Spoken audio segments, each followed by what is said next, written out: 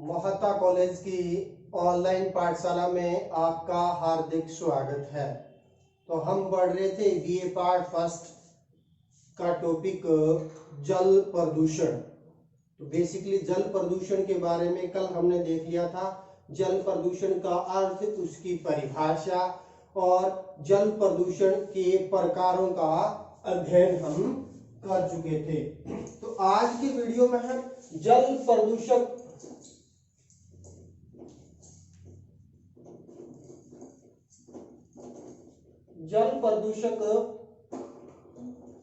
तत्व कौन कौन से होते हैं, तो जल प्रदूषक तत्वों और जल प्रदूषण के प्रभाव क्या देखेंगे तथा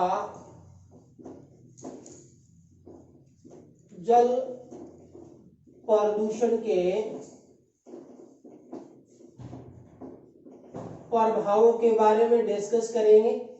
इसके अलावा हम देखेंगे जल प्रदूषण के जो दुष्प्रभाव जनित जो बीमारियां होती है और उसका हम किस प्रकार से क्या है उनका यानी जल प्रदूषण को किस प्रकार नियंत्रण कर सकते हैं, तो उस पर भी हम डिस्कस करेंगे। तो कल हमने देखा था जल के एक भौतिक रासायनिक संगठन होता है, उसका एक यानी निश्चित उसमें आवश्यक खनिज पोषक तत्व होते हैं और एक स्वाद होता है और उसमें कई अनावश्यक खनिज पदार्थ और अनावश्यक मुख्य रूप से क्या है यानी केमिकल्स पदार्थ आ जाते हैं, जिससे मनुष्य, जीव जंतु, पेड़ पौधों, वनस्पति के लिए जल यानी हानिकारक प्रभाव डालने लग जाता है। तो बेसिकली वो क्या है, जल प्रदूषण है, जिससे जल के भौतिक रासायनिक संगठन में परिवर्तन आ जाता है और उसका प्रभाव क्या होता है यानी जिस कृषि पर, जीव जंतुओं पर, वनस्पति पर, मानव पर उसका दुष्प्रभाव है वो पड़ता है। तो हमने देखा था जल के प्रदूषण के दो स्रोत हैं। एक तो प्राकृतिक स्रोत है जिसमें ज्वालामुखी की क्रियाएं हमने देखी थी, भूकंप, भूस्खलन की क्रियाओं के बारे में हमने मुख्य रूप से क्या है डिस्कस किया था। इसके अलावा प्राकृतिक कारकों में जब बाढ़ आती है तो बाढ़ के द्वारा यानी मिट्टी का बहाव होता है, उससे भी कई प्रकार के खनिज तत्व और मुख्य रूप से जल में मिल जाते हैं, जिससे जल प्रदूषित हो जाता है। वहीं यदि हम मानवीय जनित स्रोतों के बारे में यदि हम डिस्कस करना चाहें तो मानव जनित स्रोतों में हमने देखा था औद्योगिक बहिस्राव यानी मनुष्य औद्योगिक कल कारखाने लगाता है, उन कल कारखानों के माध्यम से क्या है वो विभिन्न बिना शुद्ध उपचारित किए ही स्वच्छ जल में प्रवाहित किया जाता है या उसको पेयजल के सोर्सों में डाल दिया जाता है, तो उसका उपचारित कर कृषि योग्य भूमि में उपयोग किया जाए। इसके अलावा जो घरेलू अवशिष्ट पदार्थ है उसका भी सही निस्तारण नहीं होता और उसकी वजह से भी जल प्रदूषित हो जाता है। वाहित जो मलजल होता है वो भी बिना उपचारित किए स्वच्छ जल में डालने से भी जल प्रदूषित हो जाता है। इसके अलावा कई कृषि के जो विभिन्न प्रकार के जो उत्पाद है या विभिन्न प्रकार के जो पेस्टिसाइड्स हैं या उर्वरक है या केमिकल्स पदार्थ है उनको यानी किसी तरीके से स्वच्छ जल में प्रवेश करने से यानी जल प्रदूषित हो जाता है। या जो तेलीय प्रदूषण होता है, विभिन्न प्रकार के रिफाइनरीज हैं, उन रिफाइनरीज का जो अवशिष्ट मल है वो शुद्ध जल में प्रवेश करने के कारण भी जल प्रदूषित हो जाता है या भूमि में एक जगह पर डालने पर भूमि में रिसकर भूमि जल को प्रदूषित कर देता है। इस प्रकार यानी कुछ रेडियोधर्मी प्रदूषण भी होते हैं और ये रेडियोधर्मी प्रदूषण यूरेनियम, थोरियम और मोनोजाइट होते हैं और ये कई बार क्या होता है जल में प्रवेश कर जाते हैं। जैसे मैं उदाहरण दूं, 2011 के अंदर जापान का फुकुशिमा डाइची संयंत्र सुनामी की वजह से क्या ध्वस्त हो गया, जिसके कारण यानी जो जापान के आसपास का जो समुद्री तटवर्ती क्षेत्र है वहां यानी कई प्रकार के रेडियोधर्मी प्रदूषण फैल गए, जिसके कारण लाखों की संख्या में वहां मछलियां है मारी गई, मनुष्य पर भी उसका विपरीत प्रभाव देखने को मिला। इसके अलावा कई बार क्या होता है समुद्रों में तेल का दोहन करने या समुद्रों के अंदर जो टैंक होते हैं वो यानी डूब जाते हैं, उसका की वजह से भी तेलीय पदार्थ है वो समुद्र में परत के रूप में फैल जाता है, जैसे कई प्रकार के यानी जीव है उस पर प्रभाव है वो प्रमुख रूप से क्या है देखने को मिलता है। इसी प्रकार यानी 1950 और 60 के दशक में जापान के अंदर यानी पारे का जल में अधिक मात्रा में बहाव के कारण क्या है वह मिनीमाता रोग है वो हो गया था। मत्स्यों के माध्यम से उपभोग करने के कारण मनुष्य पर उसका विपरीत प्रभाव है वो देखने को मिला था। तो आज हम देखेंगे जल प्रदूषण के यानी हम बात करते हैं प्रदूषक तत्व कौन कौन से हैं, यानी कौन कौन से प्रदूषक तत्व हैं। तो इन जल प्रदूषक तत्वों के अंदर यदि हम डिस्कस करना चाहें तो एक नंबर आ जाता है पारा। और पारा का जो सोर्स होता है जल के अंदर यानी प्रवेश करता है औद्योगिक व कृषि बहिस्राव के कारण, यानी औद्योगिक इकाइयों का में अवशिष्ट मल के अंदर औद्योगिक इकाइयों क्यों या यूं कहें कृषि बहिस्राव से यानी किसी तरीके से जल है में प्रवेश कर जाता है। जैसे जापान के अंदर बात करते हैं औद्योगिक इकाइयों का यानी मल है वो समुद्र में बहाया गया जिसके कारण पारे की मात्रा बढ़ गई और पारा जब प्रवेश कर गया मछलियों में और मछलियों का उपभोग किया मनुष्य ने, जिससे मनुष्य का शरीर के अंदर जो गुर्दे हैं, लीवर है, हड्डियां हैं वो मुख्य रूप से उसमें इफेक्टेड हो गए और जिसके कारण उस मनुष्य के शरीर पर उसका विपरीत प्रभाव देखने को मिला। जीव जंतुओं पर उसका विपरीत प्रभाव देखने को लगा, उसमें प्रजनन क्षमता धीरे धीरे प्रमुख रूप से क्या है यानी कम हो गई। इसके अलावा दांतों और मसूड़ों पर भी उसका विपरीत प्रभाव पारे का देखने को मिलता है। तो पारा औद्योगिक इकाइयों में और कृषि बहिस्राव की वजह से क्या है जल में प्रवेश करता है और जिससे यानी मनुष्य के गुर्दे, लीवर, हड्डियों पर इसका विपरीत प्रभाव देखने को मिलता है। दूसरा यदि हम अवशिष्ट पदार्थ की बात करते हैं तो शीशा आ जाता है और शीशे के अंदर यदि हम देखना चाहें यह भी औद्योगिक इकाइयों के माध्यम से पहुंचता है। औद्योगिक इकाइयों का जो अवशिष्ट पदार्थ होता है उस अवशिष्ट पदार्थ के माध्यम से ये जहरीले पदार्थ है वो मुख्य रूप से क्या है यानी जल में प्रवेश कर जाते हैं स्वच्छ जल में और जिसका उपयोग मनुष्य करने के कारण मनुष्य के जो स्वास्थ्य है उस पर विपरीत प्रभाव देखने को मिलता है। श्वसन तंत्र है वो मुख्य रूप से डैमेज हो जाता है, लीवर पर अटैक होता है। तो इस प्रकार मुख्य रूप से शीशा भी यानी जल प्रदूषक तत्वों के अंदर मुख्य रूप से क्या है शामिल किया जाता है। इसके अलावा यानी नेक्स्ट पार्ट आ जाता है यानी जस्ता। तो शीशे के साथ जस्ता भी प्रमुख रूप से क्या है औद्योगिक इकाइयों के माध्यम से मुख्य रूप से क्या है मनुष्य के यानी शुद्ध जल में प्रवेश करता है, चाहे वो तालाब हो, झीलें हो, नदियां हो, उसमें कई बार क्या है विशिष्ट नाले का प्रवाह कर दिया जाता है बिना उपचारित किए और उसके कारण जस्ते का अधिक होने से सबसे ज्यादा इफेक्टेड होते हैं फेफड़े।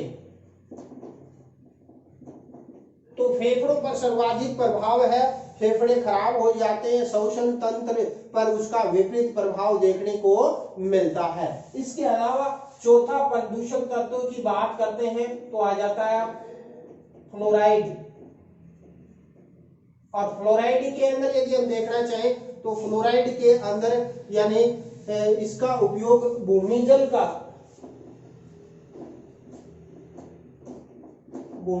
उपयोग, तो भूमिगत जल का उपयोग मनुष्य पेयजल के रूप में प्रयोग करता है, पशुओं को भी और मनुष्य।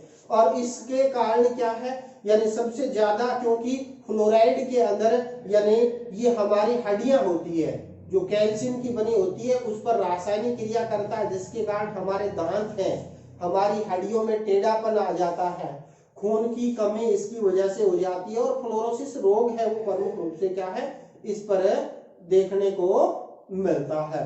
तो ये आ जाता है क्या है चौथा जो फ्लोराइड जिससे भूमिगत जल का उपयोग हम करते हैं। जैसे नागौर और अजमेर वाली जो पट्टी है जिसको बेसिकली कुबड़ पट्टी के नाम से भी जाना गया, ये पर्सन यानी थर्ड ग्रेड के अंदर पटवार एग्जाम के अंदर राजस्थान पुलिस के अंदर पूछा गया है। कुबड़ पट्टी कौन से दो जिलों में है? तो कुबड़ पट्टी है, एक तो आ जाता है नागौर एवं अजमेर। तो अजमेर और नागौर को बेसिकली कहा जाता है क्या? कुबड़ पट्टी। और कुबड़ पट्टी क्यों आ जाता है कि मनुष्य की हड्डियों के अंदर यानी जब फ्लोराइड की मात्रा जोड़ों के अंदर जमेगी तो मनुष्य की चाल टेढ़ी मेढ़ी हो जाती है, उसमें यानी यानी समय से पहले कुड़ना प्रारंभ हो जाते हैं। टेढ़ी मेढ़ी चाल होने के कारण इसको बेसिकली कुबड़ पट्टी कहा जाता है, नागौर अजमेर। और होता है फ्लोराइड जो जिससे फ्लोरोसिस रोग हो जाता है। तो इस प्रकार यानी इसका उपचारित कर उपयोग है वो करना चाहिए। इसके अलावा यदि हम देखते हैं फिनोल्स भी आ जाता है। तो फिनोल्स का यदि हम अत्यधिक यानी जहरीला कार्बनिक पदार्थ होता है, ये भी विभिन्न प्रकार की औद्योगिक इकाइयों का जो अवशिष्ट मलजल है वो शुद्ध जल में प्रवेश कर जाता है, और जिसका उपयोग मनुष्य जीव जंतु यदि हम करते हैं तो उससे क्या होता है, यानी इसमें जहरीला जो कार्बनिक पदार्थ है जो हमारी गुर्दे हैं, यकृत है, या प्लीहा है, या फेफड़े है, उस पर नकारात्मक इफेक्ट डालता है और हमारा जो शरीर है वो धीरे धीरे जीर्ण शीर्ण होने लग जाता है फिनोल युक्त जल का सेवन करने से। इसके अलावा यानी नाइट्रोजन, जो नाइट्रोजन होता है वो मुख्य रूप से विभिन्न प्रकार की जो कृषि यानी खाद का उपयोग करते हैं, नाइट्रेट का उपयोग, तो उसकी वजह से क्या होता है जल में प्रवेश कर जाता है और ये सबसे ज्यादा इफेक्ट डालता है शिशुओं पर। जो छोटे शिशु होते हैं उसके अंदर लीलावर्ण रोग हो जाता है, लीलावर्ण बीमारी हो जाती है इसकी वजह से। तो इस प्रकार हम देखते हैं नाइट्रोजन शिशुओं के अंदर लीलावर्ण बीमारियां हैं वो मुख्य रूप से क्या है हो जाती है। तो ये तो आ जाते बेसिकली जल की प्रमुख प्रदूषक तत्व आ जाते हैं। इसके अलावा अन्य भी विभिन्न प्रकार की यानी किसी भी खनिज की यानी आवश्यकता से अधिक उपयोगिता यानी यदि हम उपयोग करेंगे तो वो नकारात्मक प्रभाव डालेगा। जैसे हम बात करते हैं सोडियम क्लोराइड यानी हमारा खाने वाला नमक है, नमक का अत्यधिक सेवन करने से मनुष्य यानी मुख्य रूप से क्या ब्लड प्रेशर की शिकायत है वो मुख्य रूप से इसके अंदर हो जाती है। तो नमक का यानी एक संतुलित उपयोग मुख्य रूप से होना चाहिए। अत्यधिक मात्रा में नमक भी हानिकारक है, वो प्रमुख रूप से क्या है होता है। तो ये तो प्रमुख खनिज प्रमुख प्रदूषित तत्व हो गए जो जल के अंदर मिलने से मनुष्य जीव जंतुओं पर विपरीत प्रभाव डालता है। अब हम देखते हैं जल प्रदूषण के दुष्प्रभाव एवं उससे जनित बीमारियों के बारे में भी थोड़ा सा डिस्कस हम कर लेते हैं। तो देखिए जल प्रदूषण का जो प्रभाव न केवल मनुष्य जीव जंतुओं पर होता है बल्कि जो हमारे विभिन्न प्रकार के जो पादप वर्ग हैं उस पर भी प्रभाव डालता है। और जल प्रदूषण कृषि के जो विभिन्न प्रकार के जो हमारे उत्पाद हैं उस पर भी विपरीत प्रभाव डालता है। इसके अलावा जो हमारा पारिस्थितिकी तंत्र है वो भी प्रमुख रूप से इसकी वजह से डिस्टर्ब हो जाता है। तो इस प्रकार यदि हम देखना चाहें तो जल प्रदूषण है के प्रभाव के बारे में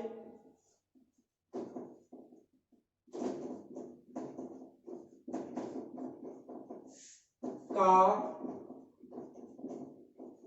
प्रभाव और एवं जल जनित बीमारियां, जल जनित बीमारियां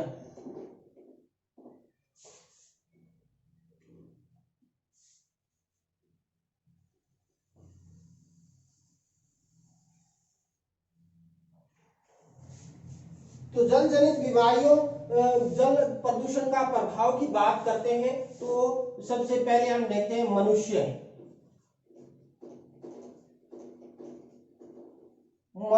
पर प्रभाव। तो जल प्रदूषण का मनुष्य पर प्रभाव की बात करते हैं तो मनुष्य अशुद्ध जल का उपयोग करने से मुख्य रूप से कई प्रकार के वायरस जनित संक्रामक रोग हो जाते हैं और उसकी वजह से कई, जैसे मैं बात करता हूं टाइफाइड है, जिसको हैजा, पेचिस, पीलिया रोग हो जाता है। और इसके अलावा यदि हम देखना चाहें अशुद्ध जल का उपयोग करने से मुख्य रूप से त्वचा से संबंधित रोग हो जाते हैं। त्वचा रोग यानी उसके जल, अशुद्ध जल का या प्रयोग नहाने के अंदर करते हैं तो त्वचा के रोग हो जाएंगे। इसके अलावा आंखों के रोग, आंखों के रोग हो जाते हैं अशुद्ध जल का उपयोग करने से। इसके अलावा पेट व आंतों से संबंधित रोग, पेट एवं आंतों से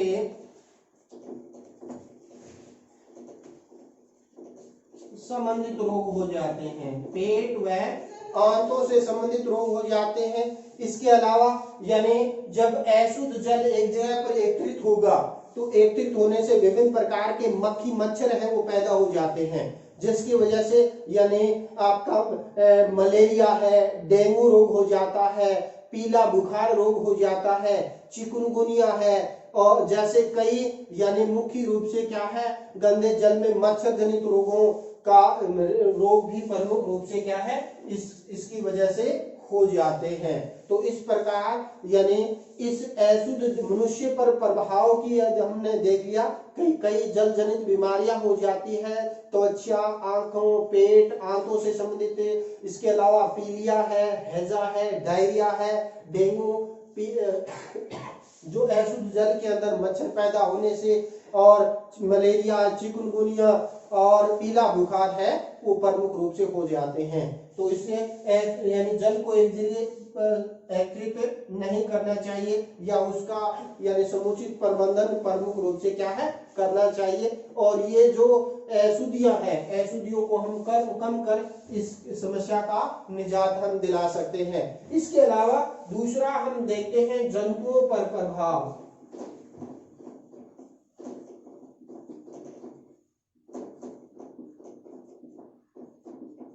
और जंतुओं पर प्रभाव हम देखते हैं कि हमारी जो संपूर्ण पृथ्वी है उसके 71% भाग पर जलमंडल है और जलमंडल में यानी लाखों की संख्या में जलीय जीव पाए जाते हैं। और इन जलीय जीवों में यानी जब जल के अंदर कई प्रकार के अशुद्धियां, चाहे वो तेलीय खनिज पदार्थ के रूप में हो या पारा हो या रेडियोधर्मी प्रदूषण हो या कल कारखानों और नगरीय जल का अवशिष्ट मल जल हो, और उसकी वजह से क्या होता है जल का पीएच मान बढ़ जाता है, उसमें ऑक्सीजन की मात्रा है वो धीरे धीरे कम हो जाती है और जिसके कारण न केवल कई जीव जंतु मर जाते हैं, उसमें मुख्य रूप से उसमें जो उसकी प्रजनन क्षमता है वो धीरे धीरे प्रमुख रूप से क्या है कम हो जाती है। और जिस प्रकार मत्स्य का उपयोग उन्हें मनुष्य द्वारा करने के कारण उन जो मछलियों में जो रोग है वो मनुष्य के अंदर प्रवेश कर जाते हैं। तो इस प्रकार यानी नगरीय वाहित जल का उपयोग होने से भी या समुद्रों के अंदर जल बहिस्त्राव होने से भी प्रदूषण हो जाता है। इस प्रकार जो हमारे प्राकृतिक स्रोत हैं, चाहे वो नदियां हो, झीलें हो, तालाब हो, उसकी वजह से भी उसमें भी कई प्रकार का अवशिष्ट पदार्थ है वो प्रवेश करने से यानी मुख्य रूप से प्रदूषण हो जाता है। मैं एक उदाहरण दूं कि 1999 के अंदर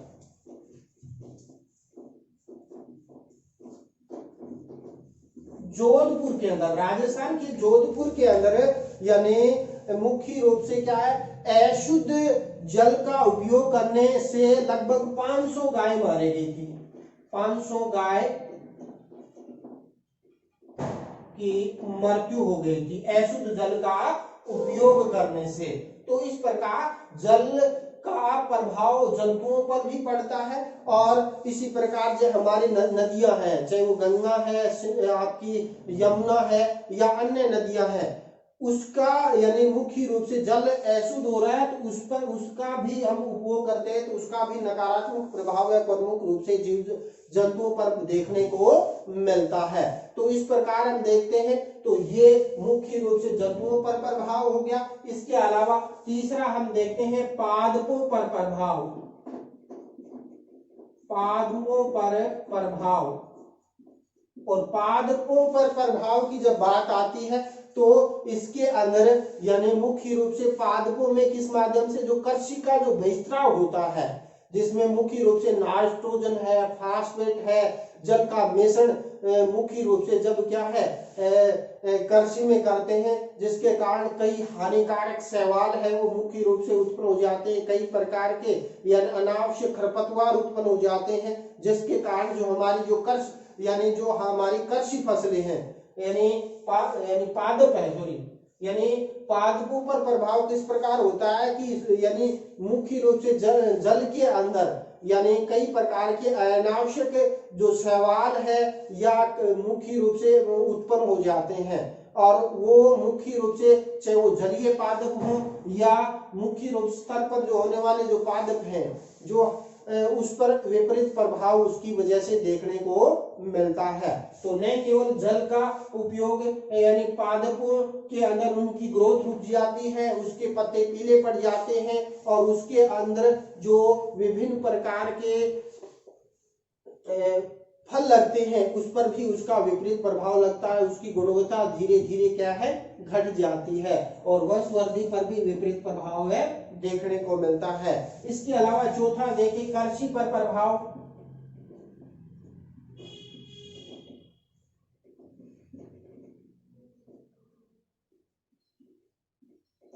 जब कृषि पर प्रभाव की बात आती है तो यानी हम मनुष्य वर्तमान में पिछले 20, 30, 50 सालों में कृषि का अति दोहन किया है। एक साल में 2, 3 फसलें ली जाती है और उसमें भी कृषि के अंदर यानी उर्वरकों की कमी के कारण नाइट्रोजन, फास्फोरस और जैसी खादों को कृत्रिम खाद डाली जाती है, उसका मिश्रण डाला जाता है और उसका की वजह से न केवल उसके अंदर भूमि के अंदर यानी प्रमुख रूप से कई आवश्यक पोषक तत्व होते हैं, जीव जंतु होते हैं, जैसे किसान का मित्र केंचुआ है, पेस्टिसाइडों के डालने के कारण धीरे धीरे नष्ट हो रहा और जिसके कारण क्या जो मिट्टी में स्वयं उपजाऊपन बनाए रखने की जो क्षमता है उसमें धीरे धीरे क्या होती है यानी बढ़ोतरी होती है। कई अनावश्यक खरपतवार है वो मुख्य रूप से उग जाते हैं जिसकी वजह से कृषि पर विपरीत प्रभाव देखने को मिलता है। और दूसरा यदि हम देखते हैं कई प्रकार के केमिकल्स स्प्रे का उपयोग करने से और उसका उपयोग जब पशु जीव जंतु करते हैं तो वो मनुष्य के अंदर भी प्रवेश करता है और जिसके कारण उसका नकारात्मक प्रभाव पड़ता है। कृषि की पैदावार धीरे धीरे जैसे पंजाब के अंदर बात करते हैं तो पंजाब में पहले यानी कृषि का बहुत ज्यादा प्रोडक्शन होता था बिना खाद के, लेकिन धीरे धीरे यानी अति दोहन होने के कारण कृत्रिम पेस्टिसाइडों का उपयोग किया, उसकी वजह से धीरे धीरे भूमि है वो बंजर हो रही है, ऊसर हो रही है और बिना खाद डाले उसमें यानी मुख्य रूप से कृषि उत्पाद नहीं उत्पादित होती है जाते हैं। इसी कारण क्या है भारत में यानी जैविक खाद को प्रोत्साहन दिया जा रहा है। माननीय प्रधानमंत्री ने यानी 2015 में यानी सिक्किम राज्य को पूर्णतः जैविक खाद का उपयोग करने वाला राज्य के रूप में प्रोत्साहन दिया। इसलिए जो जैविक खाद, नीम नेपिता खाद या जो वर्मी कंपोस्ट खाद का उपयोग कर हम कृषि के अंदर यानी कृषि को प्रदूषित होने से, कृषि मिट्टी को प्रदूषित होने से हम बचा सकते हैं, कृषि की पैदावार को बढ़ा सकते हैं, उसकी लागत को हमें कम कर सकते हैं। तो कृषि पर भी विपरीत प्रभाव पड़ता है प्रदूषित जल का उपयोग करने से। नेक्स्ट देखते हैं पारिस्थितिकी तंत्र।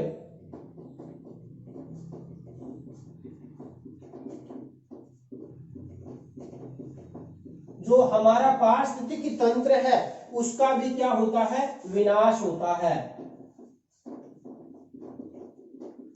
तो पारिस्थितिकी तंत्र के अंदर यानी मुख्य रूप से जल का यानी प्रदूषित जल जाएगा तो वहां कई अनावश्यक खरपतवार उग जाएंगे, जलकुंभी है, शैवाल है, यानी मुख्य गंदे यानी पानी के अंदर उगते हैं, जल मुख्य रूप से जिसकी वजह से प्रदूषित हो जाता है और धीरे धीरे वो मिट्टी में जाएगा, मिट्टी भी उससे प्रदूषित हो जाएगी। तो कई पारिस्थितिकी तंत्र के अंदर जो पेड़ पौधे वनस्पति है वो धीरे धीरे क्या होते हैं, उसकी प्रजनन क्षमता कम हो जाती, धीरे धीरे वो क्या हो जाते, कम होना पड़ जाते हैं। तो जल प्रदूषित जल का प्रयोग यानी पारिस्थितिकी तंत्र पर भी विनाशात्मक प्रभाव डालता है। जैसे हमारे समुद्र में देखते हैं तो जैसे मूंगा है या शैवाल है, या यदि हम बात करते हैं तो ये कई प्रकार के जो वनस्पति है, समुद्री वनस्पति, वो धीरे धीरे यानी मनुष्य के द्वारा औद्योगिक इकाइयों का अवशिष्ट है या नगरीय मलजल का यानी समुद्र में बहाया जाता है, उसकी वजह से वो धीरे धीरे पारिस्थितिकी तंत्र के जो घटक है वो धीरे धीरे घट रहे हैं। तो उसका भी यानी मुख्य रूप से विपरीत प्रभाव देखने को मिलता है प्रदूषित जल का उपयोग होने से। अब हम बात करते हैं जो ये हमारा प्रदूषित जल है, जल प्रदूषण पर नियंत्रण के उपाय। जल प्रदूषण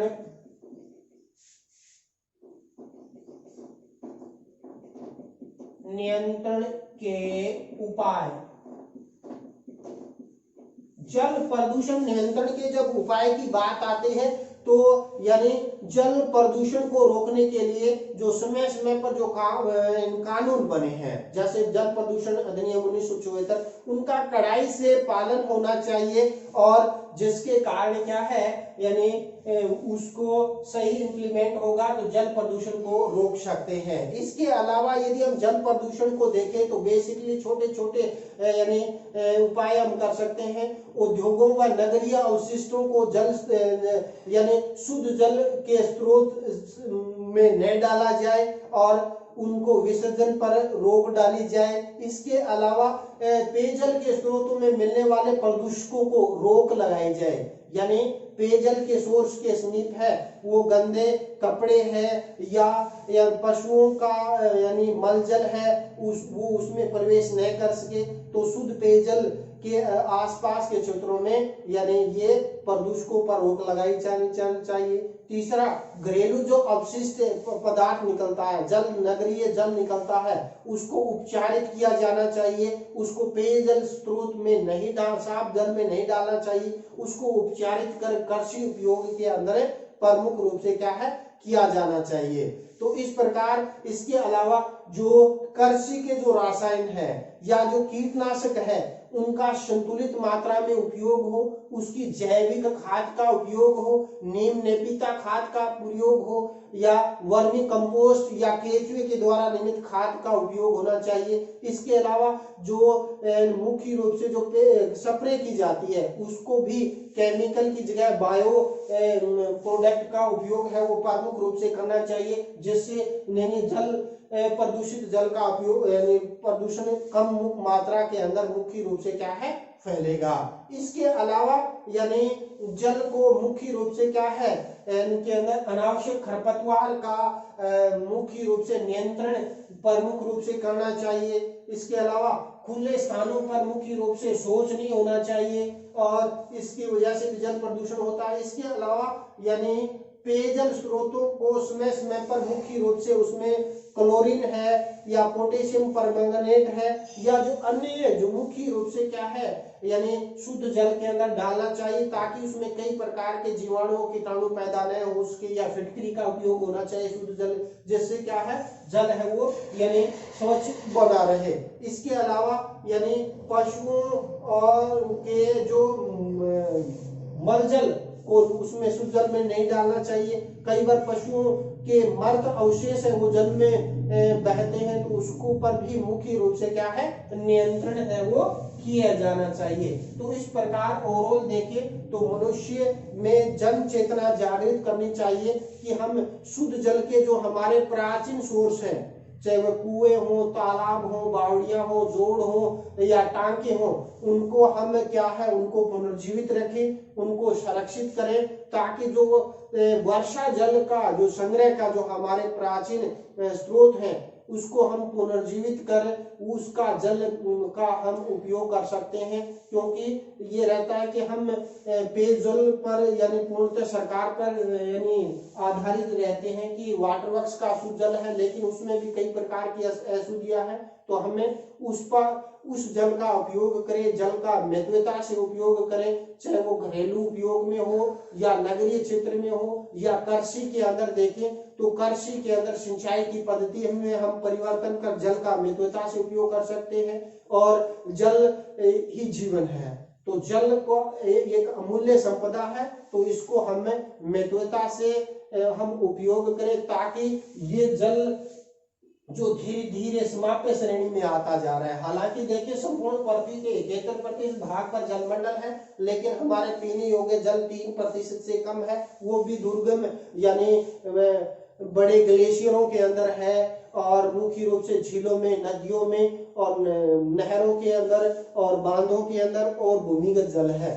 तो हम जल का समुचित उपयोग करें और उसमें जो फैलने वाले जो प्रदूषण के सोर्स हैं उसको हमें नियंत्रण करें। जल प्रदूषण नियंत्रण जो कानून है उसको हमें यह कड़ाई से लागू करें, और एक जन चेतना जब जागृत होगी तो स्वाभाविक सी बात है हम जल प्रदूषण को नियंत्रण है कर सकते हैं। तो इसी के साथ आज का वीडियो अपने यहीं समाप्त करते हैं। जय हिंद, जय भारत।